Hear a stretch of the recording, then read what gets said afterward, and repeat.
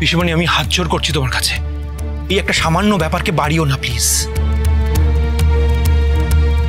এই ব্যাপারটাকে যত বাড়াবে না তুমি তত বাড়বে কিন্তু। তোর কাছে শিখবো না, কি বাড়াবো কি কমাবো তোর কাছে শিখবো না। একটা কাজের কাজ কর, এবারে তোর নিজের মাথাটা একটু ঠান্ডা কর। মাথা কি করে ঠান্ডা রাখবো বলো তো, কি করে ঠান্ডা রাখবো? একজন অসুস্থ হয়েছে বলে বাড়ির অন্য কেউ থাকলো না, আমার মা চলে গেল রাত্রেবেলা থাকতে ওখানে।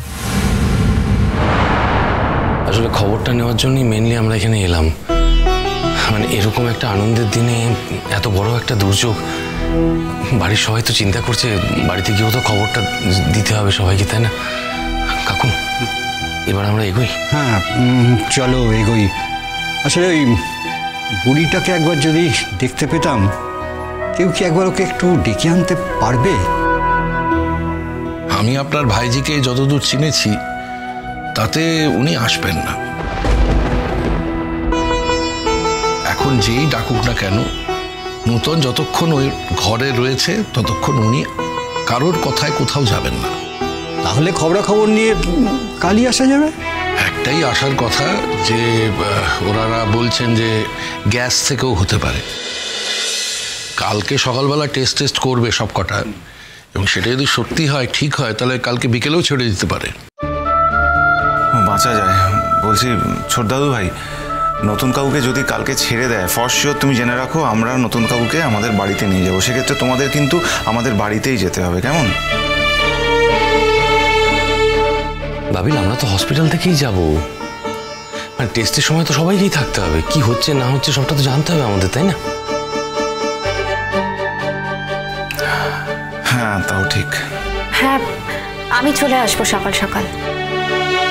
হ্যাঁ আমিও তাই ভাবছি, কাল সকাল সকালই চলে আসবো।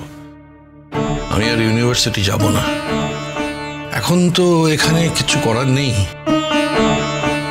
তাহলে আমরা এগোই। সেই ভালো, কাল তাহলে সকালেই দেখা হচ্ছে সর্বজিৎদা। কাল সকালেই দেখা হবে। তাহলে আসি আজকে। আমরা তাহলে এগোচ্ছি। মিটিল। হ্যাঁ ছোট দাদু ভাই, এখন তো ওপরে যেতে দেবে না, তাই আমি আর ট্রাই করলাম না। আমি কাকিমার সঙ্গে ফোন করে কথা বলে নেব, নতুন কাকুর আপডেট পেয়ে যাব। বলছি মিটিল চল, আমি তোকে পৌঁছে দেবো, চল। আমি তো গাড়ি নিয়ে এসেছি, আমি বরং তোমাকে ড্রপ করে দিতে পারবো। না না, তোকে যেটা করতে হবে না, তোকে তো তাহলে উল্টো দিকে যেতে হবে, দরকার নেই। আরে আমরা তো গাড়ি নিয়ে এসেছি, চলো তোমাকে আমরা নামিয়ে দিয়ে যাচ্ছি। ও তুমি ড্রপ করে দেবে আমায়? আরে কি মুশকিল, দেবো না কেন, চল। আসছি তাহলে। তুমি কিন্তু আমার সঙ্গেও যেতে পারতে বাবিল। সেই ভালো, আমি বরঞ্চ আঙ্কেলের সাথে বেরিয়ে যাচ্ছি, ওইদিকেই হবে, তোমরা তোমাদের মতো বেরিয়ে যাও, কেমন? চলো আঙ্কেল। মা যদি রাত্রিবেলা নতুন কাকুর ওখানে থাকে তোর অসুবিধাটা কি? মা তো আমাদের সকলের অসুখ করলেই রাত জাগে, আর এটা তো মায়ের চয়েস যে মা কার কার জন্য করবে। তুই ঠিক করে দিবি নাকি যে মা কার কার জন্য করবে আর কার কার জন্য করবে না? মা কি তোর হাতের পুতুল নাকি? পিঠি মুখ সামলে কথা বল, ছোট ছোটর মতন থাক। দরকার মতো ছোট আর দরকার মতো বড় বানাস না দাদা ভাই।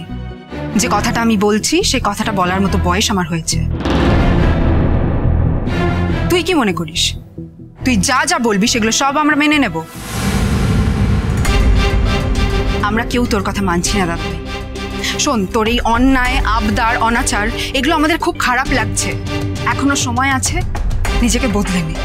আর যদি সেটা না করতে পারিস তাহলে মায়ের ব্যাপারে অন্তত মাথা ঘামাস না। মা যে কাজটা করছে মায়ের মতো মানুষের সেটাই করার কথা। আমার মা অকৃতজ্ঞ নয় দাদা, আর আমাদের কাউকে অকৃতজ্ঞ হতে শেখায়নি। তুই কি করে এরকম হয়েছিস আমি জানি না। দেখো উনি যদি এই বাড়িতে আসেন, তুই থাকবি না তো? থাকিস না, তবু উনি নিজের বাড়িতেই আসবেন, থাকবেন, ঠিক আছে? দেখি তুই কি করিস। আমি কিন্তু প্রচন্ড অশান্তি করবো, আমি আগেই বলে দিলাম। তোর অশান্তি আমরাও দেখবো, কেমন অশান্তি তুই করিস। শোন দাদা ভাই, তুই কিন্তু একঘরে হয়ে যাচ্ছিস।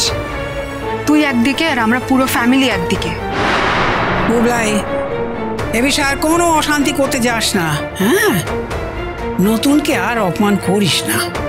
নতুনদার যদি এবার কিছু হয় বুবলাই, তার জন্য সম্পূর্ণ দায়ী থাকবি তুই। আচ্ছা পিসিমণি, কি মনে করছো আমাকে? আমাকে কি স্পাইনলেস ভাবছো নাকি? আমার চাকরি নেই তাই জন্য তোমরা যা বলবে সব শুনতে হবে?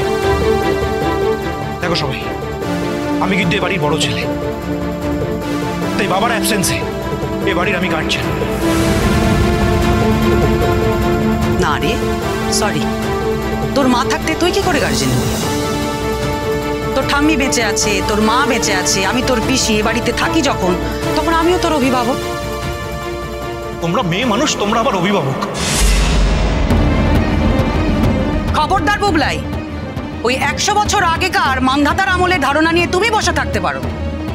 আমরা কিন্তু এভাবে বড় হই, আর আমরা এরকমটা ভাবিও না। তুই নিজেকে গার্জেন বলে ঘোষণা করলেই যে সবাই তোকে গার্জেন বলে মেনে নেব, এটার কোনো মানে নেই কিন্তু দাদা ভাই। আমরা যাকে গার্জেন বলে মানার তাকেই মানব। ছাড় এখন, পিসিমণি যাও, ঘরে যাও তো। এসে থেকে চেঞ্জ পর্যন্ত করা হয়নি। দিদি বোধহয় ঘুমিয়ে পড়েছে না, টেরও পায়নি যে আমরা এসেছি। যা যা নিজের ঘরে যা, যা নিজের ঘরে যা। খেয়েছিস কিছু?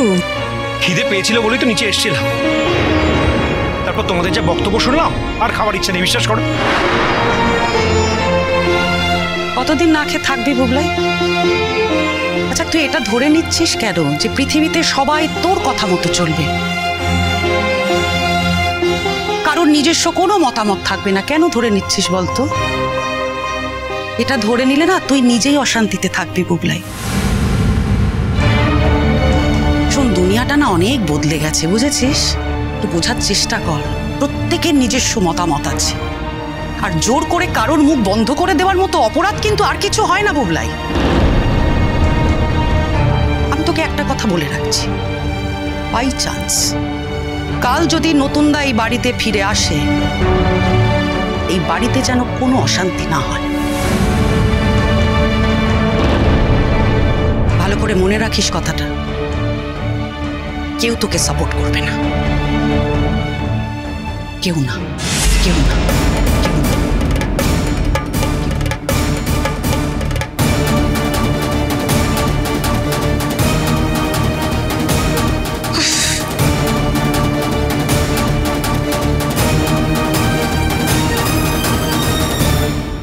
ব্রিলিয়ান্ট বৌঠান, খুব ভালো গেয়েছো। কি কাঁদছো কেন বৌঠান? আমার জীবনটা কিরকম অমীমাংসিতই থেকে গেল বলো। তোমার বন্ধুর সঙ্গে আমার বিয়ে হলো, তোমার বন্ধু মারা গেল, তার মৃতদেহ দেখতে পেলাম না। তারপর তুমি আমার জীবনে এরকম বটবৃক্ষ হয়ে এলে, অথচ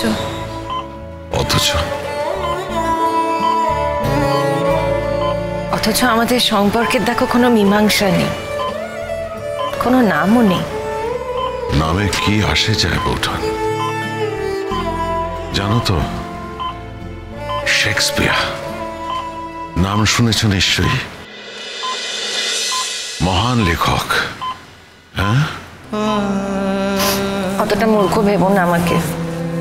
মহান লেখক শেক্সপিয়ার উনি বলেছেন, হোয়াটস ইন আ নেম, নামে কি বা যায় আসে। গোলাপকে তুমি যে নামেই ডাকো না কেন, গোলাপ তার সুগন্ধ ছড়াবে। আমাদের সম্পর্কের মতো, আমাদের সম্পর্ক যার কোনো নাম নেই, অথচ তা আছে অবিনশ্বর, চিরকালীন। এই সম্পর্কটা একই রকম থাকবে,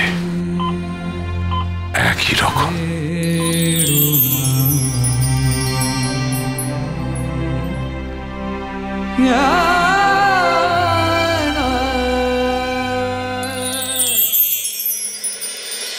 চিরসখা হে